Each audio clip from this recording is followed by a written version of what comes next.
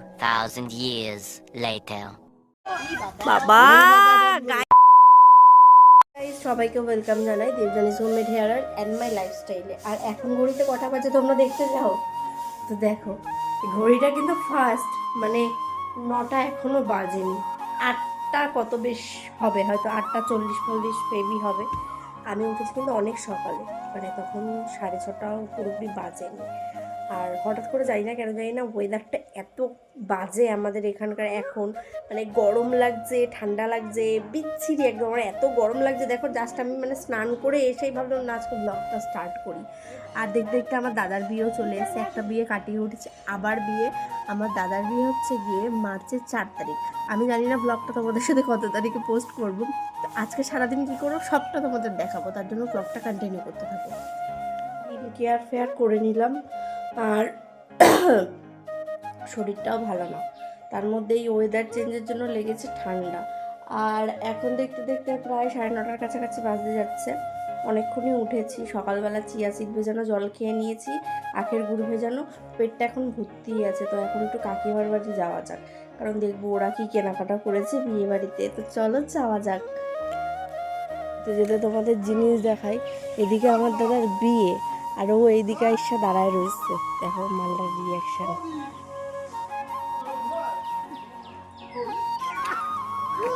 এ তোর না বিয়া, তুই রাস্তায় ঘোরো কেন? হ্যাঁ তোর না বিয়া, তুই রাস্তায় ঘোরো কেন? তোর বিয়ে না? মানে সত্যি ভাই, যার বিয়ে সে নাকি ন্যাড়া পোড়াবে। লিটারালি আমার দাদার বিয়ে রাস্তায় ঘুরে বেড়াচ্ছে, বলে না যে যার বিয়ে তার হুঁশ নাই, পাড়াপড়শির ঘুম নাই, তো সেরকমই হয়েছে অবস্থা। তো এদিকে দেখো, মানে কি বলবো, বিয়ের নিমন্ত্রণ আমাদের পড়ে না এমন পড়া পড়ছে, মানে একই বিয়ের দিনে যত রাজ্যের বিয়ে, আর সেইখানেই আমার ভাই আমার একটা বন্ধুর বিয়ে, বন্ধুর দাদার বিয়ে সরি, তারপর আমার বাড়ির পাশে একটা দাদার বিয়ে, সেখানেও আজকে ইনভাইট। আর যেদিনকার আমার দাদার বিয়ে সেদিনকার ওদের রিসেপশন। তো মানে কি বলবো, তালে গোলে কোনো মানে আমার দাদার বিয়ে ছাড়া কোনো জায়গাতেই আমি পার্টিসিপেট করতে পারছি না, কারণ তার মিডিলে ও আমার একটা কাকারও বিয়ে, সেখানেও আমার আবার 4 তারিখে সরি 6 তারিখে সাজানো, মানে আমার দাদার বিয়ে 4 তারিখ, আর 6 তারিখে রিসেপশনটা হচ্ছে না, সেটা হচ্ছে সানডেতে, মানে 8 তারিখে হচ্ছে। তো মিডিলে যে মানে রয়েছে বিয়ে বাড়ি, সেটা যদি যাই তাহলে তোমাদের সাথে অবশ্যই ব্লগটা শেয়ার করবো। বেশি বক বক না করে চলো। বাড়িতে এসে দেখি কাকা এত বড় একটা বুড়ি বানাইছে। কোথায় আর একটা বুড়ি, কোথায় কাকা? আর একটা বুড়ি ওটা বানানো হয়নি? কই কোথায় রে দেবরাজ, আর একটা বুড়ি? হ্যাঁ তোমার মা রে, আর একটা ওই যে, ও এই যে আর একটা বুড়ি, কোনো কাকা ঠিকঠাক করে দেবে এটা। এই যে একটা ছোট বুড়ি, একটা বড় বুড়ি, আর এই যে একটা মিডিলে আর একটা বুড়ি। আর তুই দিয়ে আমাদের জন্য বোম কিনে দেবো। তো এই বুড়িগুলোকে আজকে পুরানো হবে, রাতে তোমাদের সবাইকে দেখাবো ব্লগে। তো ব্লগটা সবাই কন্টিনিউ করতে থাকো। অলরেডি আমি রেডি হলাম, কারণ আজকে আমার আবার নেইল এক্সটেনশন করানো আছে। আর এদিকে জল ভরে নিচ্ছি, ট্রেনে করে যেতে একদম ইচ্ছা করছে না, তাই একটা ভাইকে বললাম যে তুই নিয়ে চলো আমাকে এই অবধি দিয়ে। তো চলো যাওয়া যাক, দেখি আজকে ল্যাশ এক্সটেনশনও করবো, কেমন কি আজকে সারা দিনে যা যা করবো সব তোমাদের সাথে শেয়ার করবো, দেখতে থাকো শুধু। কোনো ন্যাড়া বাদে এই যে এ টাকা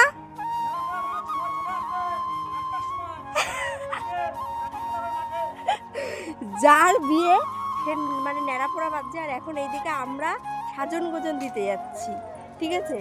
তো যাওয়া যাক, এখন বিয়েতে কি করে সেটা দেখবো, বিয়ের দিনেও কাজ করবে। আমি তোকে রাস্তা চেনাই দেবো, না 3 আমতলা আমি চিনি না ভাই, হচ্ছে কি ওই এই পথরে চল সব থেকে ভালো সিনেমা হল ছিল।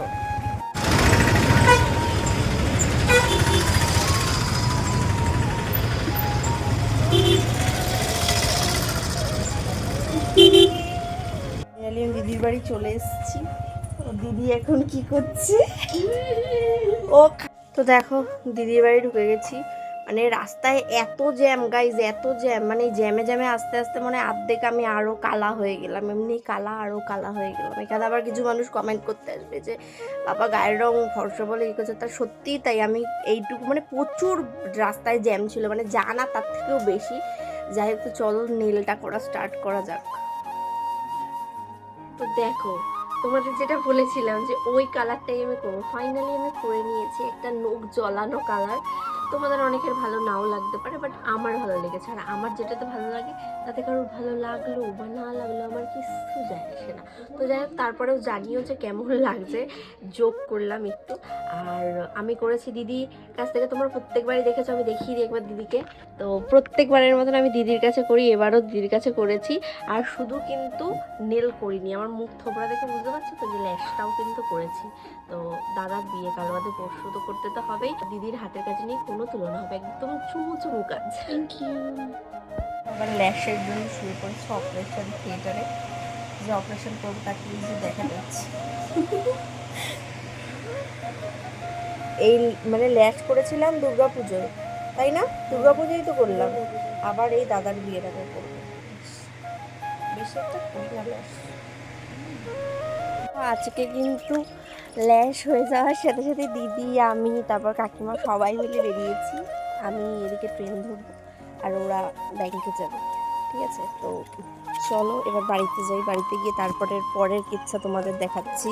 পরের কিচ্ছা চলে এসছি, বাড়িতে আসার পরে দেখছিলাম অনেকগুলো আমার পার্সেল এসছে। দেখো তোমাদের একটু দেখাই পার্সেল।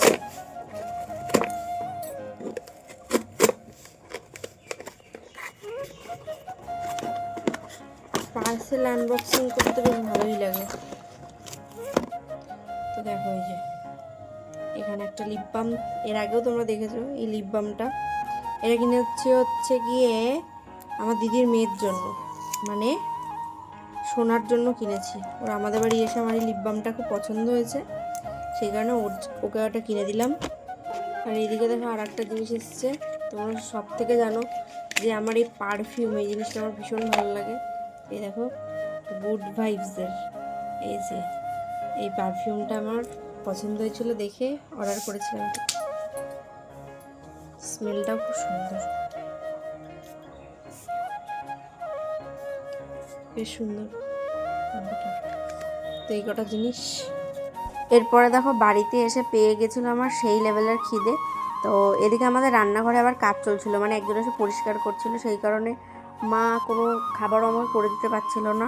তারপর চলে গেলাম আমার কদমের বাড়ি। এরপর মনীষা মা আমাকে আবার একটু ভাতটাকে ফ্রাই করে দিয়েছিল, তো খেয়ে পেটটাকে শান্তি করলাম। সকালবেলা সেরমভাবে খেয়েও বেরোয়নি, ওই জন্য ভীষণ খিদে পেয়ে গেছিলো।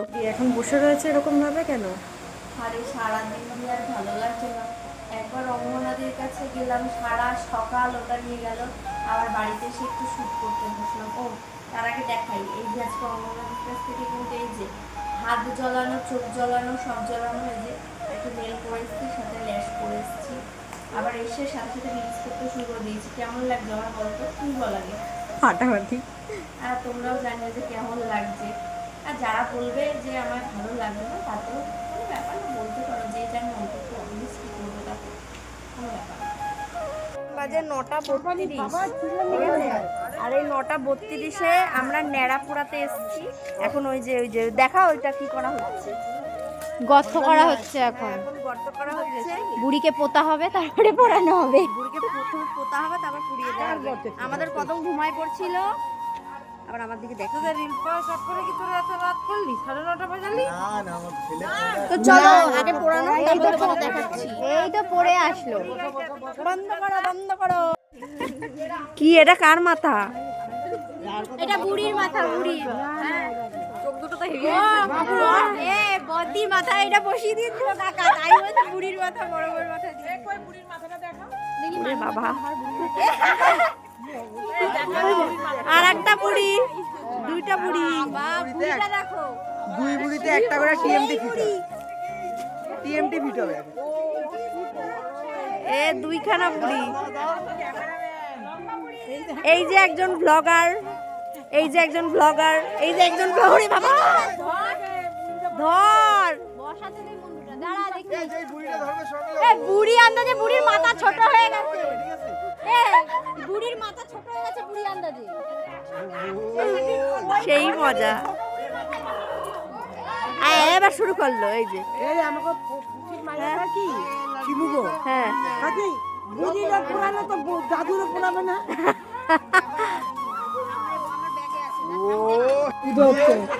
আগুন দেবে এটা কি এসে গেছে নাকি? সেই লেভেলের মজা আমাদের পাড়ায়, যত মজা সব আমাদের পাড়ায় গাই।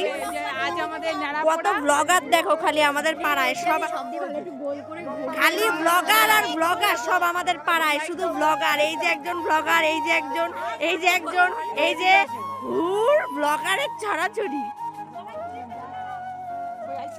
দেখি দেখি আমারে আসবেন তো। তুমি লাইট জ্বালালে? লাইট দাও। আরে বুড়িটা পাচ্ছি না তো। এদিকে আয়, নাহলে বুড়িটারে পাচ্ছি না। আসো দাঁড়াও।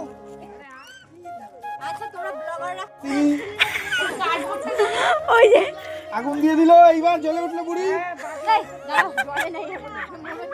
তো দাও শুরু হয়ে গেছে কিন্তু এই যে বুড়ি পোড়ানো। এখন কটা বাজে বলো তো? রাত প্রায় 10টা। দেখা যায় কেন কম দেখা যায়? আজকাল শহরের দিকে তো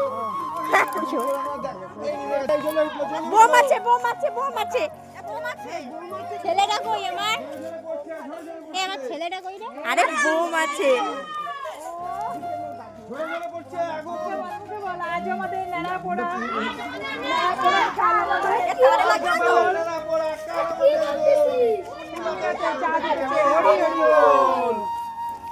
দারুণ। এই চিৎকার দেখি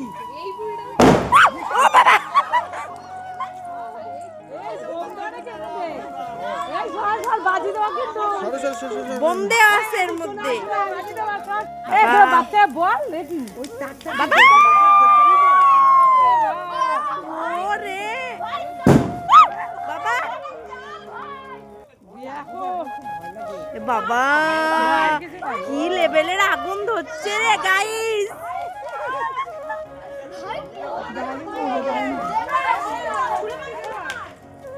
না বাজি আর বাচ্চা না, এই বাজি দিস না। বাবা গাইস একবার দেখো খালি। তো দেখো গাইস, অ্যাডভান্স হ্যাপি হোলি করার আমি সময় পাইনি। আমি হোলির দিন এখন এইরকম ভাবে মানে যে সেই মানে আমি সিরিয়ালে দেখি সব সেজে বুঝে রং খেলতে বেরোয় না, আমি সেরকম ঠিক দেখতে তো ভূতের মতন লাগছে। সে লাগুক, সেটা কোনো কথা না। সবাই যে সুন্দর হবে এরকম তো কোনো মানে নেই। তো তারপরেও বলছি কেমন লাগছে একটু জানিও। আর আজকে সারাদিন আমি খুব একটা রং খেলতে পারবো না, বিকজ কালকে আমার দাদার বিয়ে। যেটুকু যা করবো একটু করে তোমাদের সাথে সব শেয়ার করব। তো চলো এখন একটু ফটোশুট করা যাক প্রথমে। এরপর দেখো বসন্তকালে এই একটা ব্যাপার, গাছের পাতা তো সব ঝরে পড়ে। হঠাৎ করে দেখি উপর থেকে মানে সেই একটা পাতা টাতা পড়ছে। আমি তো সেই সব ছাড়বো না, তো এখানে চলে গেছিলাম ভিডিও করতে। আর এরপরে দেখো এখানে কিন্তু আমরা সেই মজা করেছি এই রঙ্গোলি নিয়ে। তোমরা কারা কীরকম মজা করেছো কমেন্টে কিন্তু অবশ্যই জানিও। আর আমি কিন্তু রং খেলবো না বলতে বেশ ভালোই রং খেলে নিয়েছি। আর এইদিকে দেখো আমি রঙ্গোলিটাকে নিয়ে এরকম করছি, আর মিঠাই আমার ওই জিনিসটাকে নেওয়ার জন্য পাগল হয়ে যাচ্ছে। যাই হোক না কেন, প্রথমে তো ভদ্রভাবে সেজে গুজে বেরোইছিলাম রংটা খেলবো।